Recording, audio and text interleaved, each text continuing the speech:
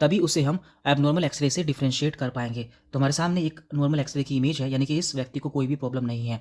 तो आप देख सकते हैं इसमें हमें इस तरह से रिब्स देखने को मिल रही हैं। ये हमारे बीच की हड्डी है जिसे कि हम मीडियस्टिनम बोल देते हैं, और साइड में जो आप देख पा रहे हैं ये हमारे हार्ट या फिर हमारे दिल की शैडो है। नीचे हमारे लंग्स की मार्किंग है जो कि इस तरह से यहाँ पर हमें नुकीली दिखाई देती है। अब हम जानेंगे एक्सरे में किस रंग का क्या मतलब होता है। देखिए, एक्सरे में आपको जितनी भी हवा मिलती है वो सभी ब्लैक कलर की होती है, यानी कि आप देख पाए जितनी भी यहाँ पर ये ब्लैकनेस है ये सभी इसमें हवा भरी हुई है। इसके बाद यहाँ पर वाटर एंड फ्लूइड, जो भी इसमें तरल पदार्थ होगा वो आपको सफ़ेद रंग से देखने को मिलेगा। इसके अलावा जो भी हमारे सॉफ्ट टिश्यूज़ होते हैं, जैसे कि हमारी मसल्स होती हैं, हमारे ऑर्गन्स होते हैं, वो सभी हमें ग्रे कलर के देखने को मिलते हैं। जैसे कि हमारा हार्ट है या हमारा दिल है, आप देख सकते हैं ये हमें ग्रे कलर का देखने को मिल रहा है। इसी तरह से जो हमारी हड्डियां होती हैं या फिर कोई पथरी होती है वो हमें ब्राइट वाइट यानी कि चमकीले वाइट कलर की देखने को मिलती है। तो आप देख पा रहे हैं ये हमारी हड्डियां हैं जो कि बहुत ज़्यादा चमक रही है या फिर ब्राइट वाइट हमें देखने को मिल रही हैं। तो आप इसे याद रख सकते हैं क्योंकि ये चीज़ें आपको आगे काम आने वाली हैं। अगर आपको यहाँ तक क्लियर है तो अब हम बारी बारी से जितनी भी लंग्स में हमें प्रॉब्लम देखने को मिलती है तो उन सभी के बारे में जानते हैं। तो यहाँ पर पहली प्रॉब्लम है या फिर ऐसी कौन सी टर्म है जो कि हमें एक्सरे में सबसे ज़्यादा देखने को मिलती है, तो वो है ओपेसिटी। इसका मतलब होता है कोई भी सफ़ेद शैडो। यदि हमें एक्सरे में या लंग्स में कोई भी सफ़ेद शैडो देखने को मिल रही है तो उसे हम ओपेसिटी बोल देते हैं। जैसे कि आप देख रहे हैं यहाँ पे हमें कुछ सफ़ेद रंग की शैडो देखने को मिल रही है। तो इसका कारण कुछ भी हो सकता है, जैसे कि इन्फेक्शन हो जाना, ट्यूमर हो जाना, पानी भर जाना या फिर इसके अलावा फाइब्रोसिस हो जाना। तो ये सभी चीज़ें हमें देखने को मिल सकती हैं। लेकिन पानी हमेशा आपको नीचे के स्थान पर यहाँ पे इस जगह पर देखने को मिलेगा, क्योंकि पानी भारी होता है इसलिए वो इस जगह पर आ जाता है। तो या तो ये इन्फेक्शन होगा या ट्यूमर होगा या फिर फाइब्रोसिस होगी। देखिए, इन्फेक्शन क्या होता है, वो क्यूरेबल होता है, यानी कि इसे हम दवाओं से ठीक कर सकते हैं। ट्यूमर जो होता है ये वैरी करता है कि किस चीज़ का ट्यूमर है और कितना बड़ा ट्यूमर है।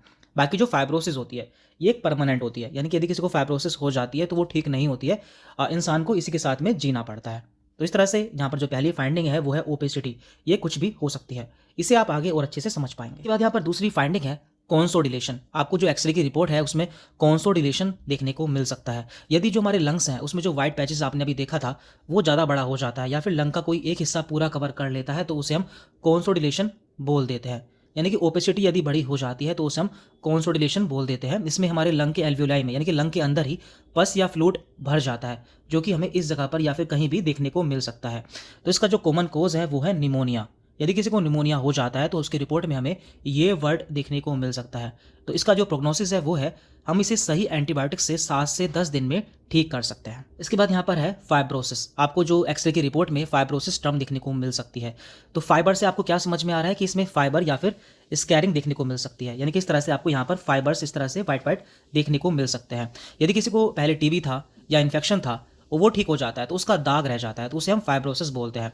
लेकिन फाइब्रोसिस जो होती है वो परमानेंट होती है, यानी कि इसे हम ठीक नहीं कर सकते या फिर इसे रिवर्स नहीं कर सकते। तो इससे होता क्या है, देखिए जो लंग्स के कुछ फंक्शंस होते हैं वो कम हो जाता है, बाकी इससे ऐसी कोई प्रॉब्लम नहीं होती है। तो इस तरह से यदि आप देखते हैं कि इस तरह से ऐसे से आपको रेसेस या फिर कुछ स्कैरिंग देखने को मिल रही है तो वो फाइब्रोसिस होती है। इसके बाद यहाँ पर अगली फाइंडिंग है कैविटी।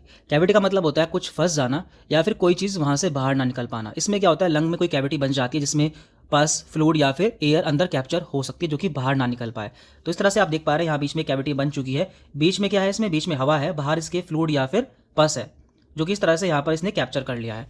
तो इसका प्रोग्नोसिस क्या होता है, इसमें हमें जल्दी ट्रीटमेंट करना होता है। इसमें हम या तो एंटीबायोटिक्स दे सकते हैं, यदि ठीक नहीं हो रहा है तो इसे ऑपरेशन द्वारा निकाल भी सकते हैं। इस तरह से इसका इलाज किया जाता है। हमारी अगली फाइंडिंग है मिलियरी टीबी। यदि जो टीबी है वो हमारे पूरे लंग्स में फैल जाती है तो उसे मिलियरी टीबी बोल देते हैं। मान लीजिए किसी के पेट में टीबी था, उसके पेट से वो लंग्स में आ गया तो लंग्स में पूरी तरह से फैल जाता है। इसमें हमें पूरे लंग्स में छोटे छोटे वाइट डॉट्स जैसे कि आप देख पा रहे हैं इस तरह से देखने को मिलते हैं। तो इसे देखकर आप पहचान सकते हैं कि ये मिलियरी टीबी है। इसका जो प्रोग्नोसिस है, देखिए एक सीरियस कंडीशन होती है, इसमें हमें तुरंत इलाज की ज़रूरत होती है। तो इसमें हम एंटी टीबी मेडिसिन मरीज को दे सकते हैं। हमारी अगली फाइंडिंग है प्लूरल इफ्यूजन। इसमें होता है क्या है, देखिए जो लंग्स की कवरिंग होती है उसे हम प्लूरा बोलते हैं। यदि उसके बीच में पानी भर जाता है तो उसे हम प्लूरल इफ्यूजन बोल देते हैं। आपने देखा था कि निमोनिया में भी पानी भर जाता है और यहाँ भी पानी भर रहा है, लेकिन अंतर यह है कि इसमें जो पानी भरता है वो लंग्स के बाहर भरता है, इसलिए जो पानी आपको देखने को मिलेगा वो नीचे की तरफ देखने को मिलेगा।